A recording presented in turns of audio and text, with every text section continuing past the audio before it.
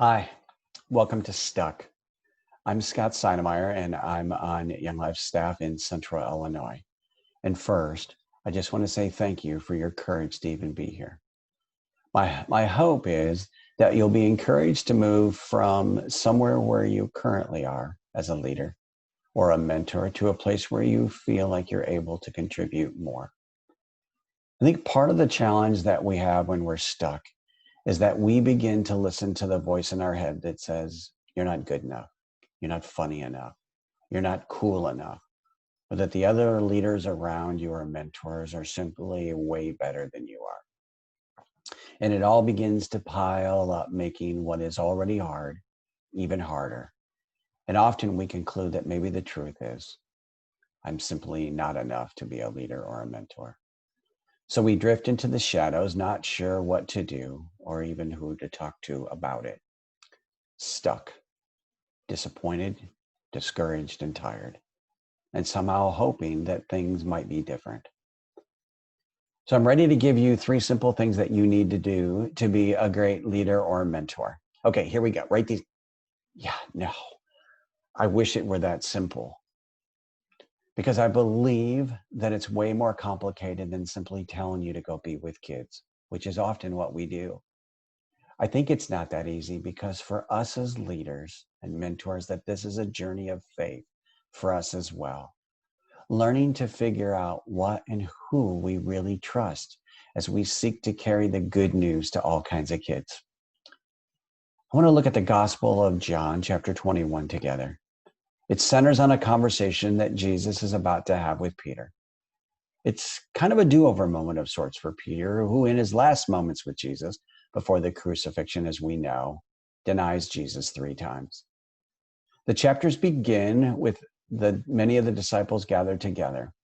The gospel writer doesn't tell us why the disciples are back in Galilee, but in fact, it's because Jesus had told them to return there, where he would meet them.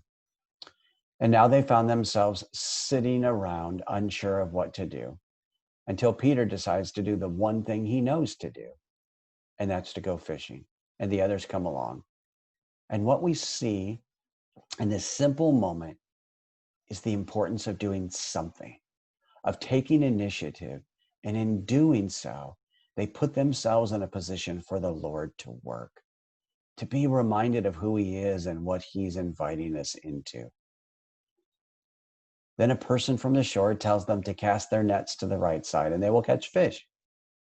And as we know that person is Jesus, and they get a haul of fish. And in that, Peter realizes who had told them the instructions, and he jumps out of the boat and takes off swimming to the shore. Somehow, all that he was is no longer as important as to what Jesus means to him. So let me pick up in verse 15. After breakfast, Jesus asked Simon Peter, "Simon, son of John, do you love me more than these?" "Yes, Lord," Peter replied. "You know I love you." "Then feed my lambs," Jesus told him. Jesus repeated the question, "Simon, son of John, do you love me?"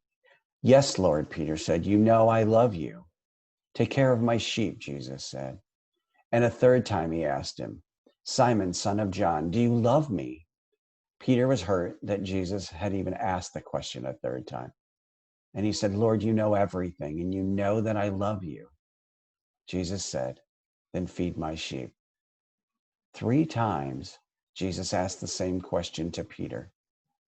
And I wonder if the first one was simply for Peter, for forgiveness, for the weight of the disappointment, of the guilt and the shame that he had been carrying. And I wonder as well if the second one wasn't for clarity, as if Jesus was saying, "Do you understand, Peter, what I'm asking of you? Do you understand who I am?" And I wonder if the third time was, "I have big hopes for you still. I need you to believe them about yourself, and I need you to believe them about me." Peter needed to hear that the Lord hadn't given up on him.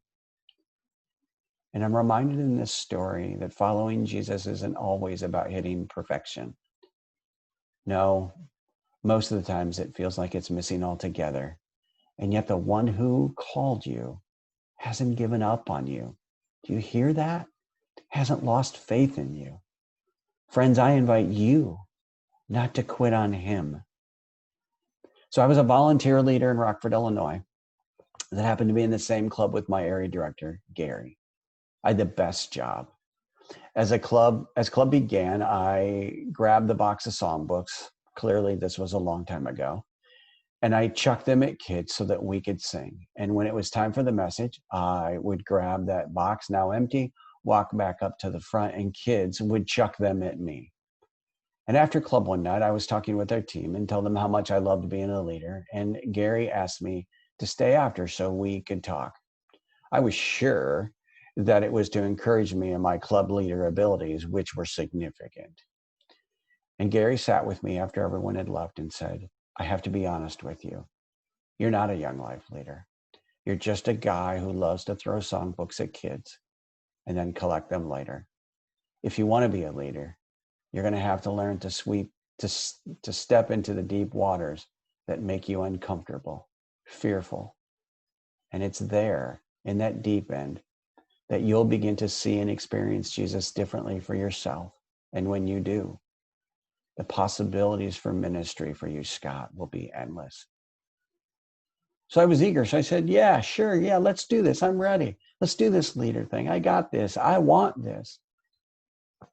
So we had set it up that on a Tuesday for lunch, we would go up to the school. So Gary called me and I worked at the bank.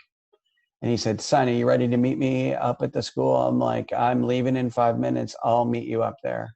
And I hung up and thought, I am not going up there. I am way too scared. I was stuck, but I didn't know it.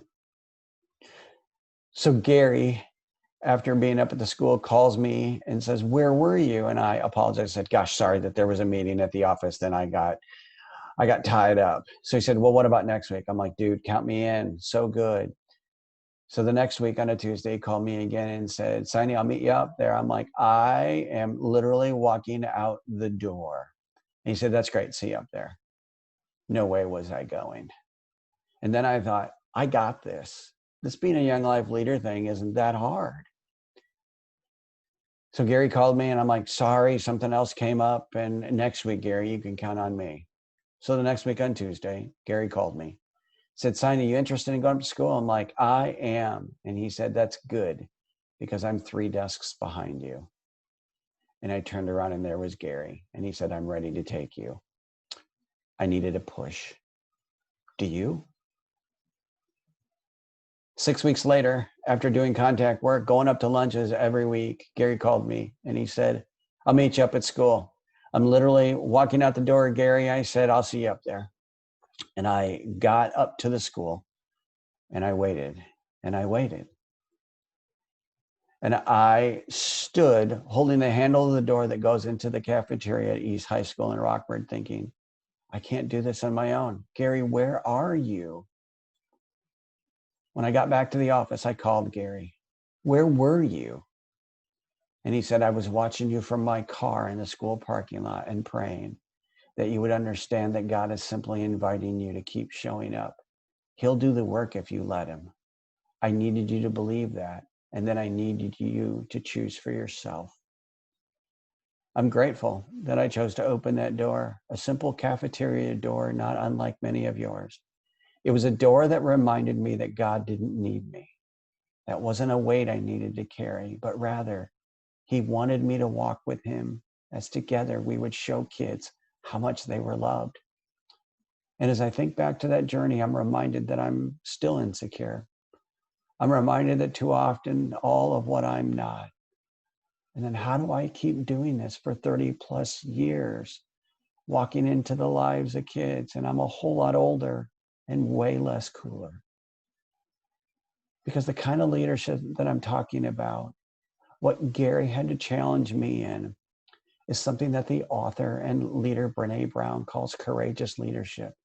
It's the one where your worth and value won't be found in results, but rather in your willingness to be vulnerable with yourself and with others, because simply what's at stake. We have to not allow the guilt and shame that often accompanies this work to derail us. Every day as we walk into the world of kids, we have a decision to make. We have to consider, will I choose courage or will I choose comfort? Because what I know is you can't choose both. So here's some practical ideas for you.